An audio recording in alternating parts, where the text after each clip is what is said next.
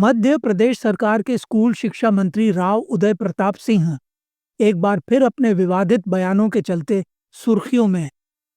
रायसेन जिले में आयोजित एक सरकारी कार्यक्रम के दौरान उन्होंने खुले मंच से अपने ही विभाग के शिक्षकों पर गंभीर आरोप लगाए।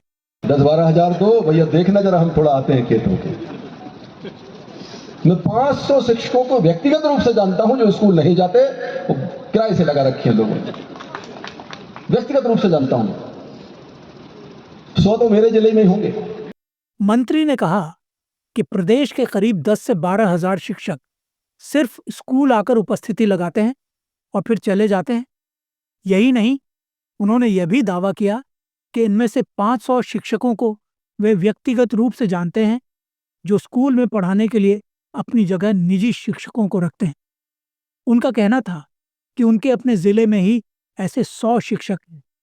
मंत्री के इस बयान ने न केवल शिक्षा विभाग के भीतर हलचल मचाई है, बल्कि राजनीतिक गलियारों में भी कई सवाल खड़े कर दिए हैं। आखिर जब मंत्री को अपने विभाग में हो रही गड़बड़ियों का पता है, तो मंच से सार्वजनिक रूप से आरोप लगाने की बजाय वे इसे सुधारने के प्रयास क्यों नहीं कर रहे? कार्यक्रम के बाद पत्रकारों ने जब उनसे सवाल किया तो उन्होंने इसे नैतिकता का प्रश्न बताया। उन्होंने कहा कि शिक्षकों को अपने कर्तव्य का पालन नैतिकता के आधार पर करना चाहिए, लेकिन सवाल यह है कि जिन शिक्षकों पर वे खुद बेईमानी का आरोप लगा रहे हैं, उनमें अचानक नैतिकता कैसे जागृत होगी?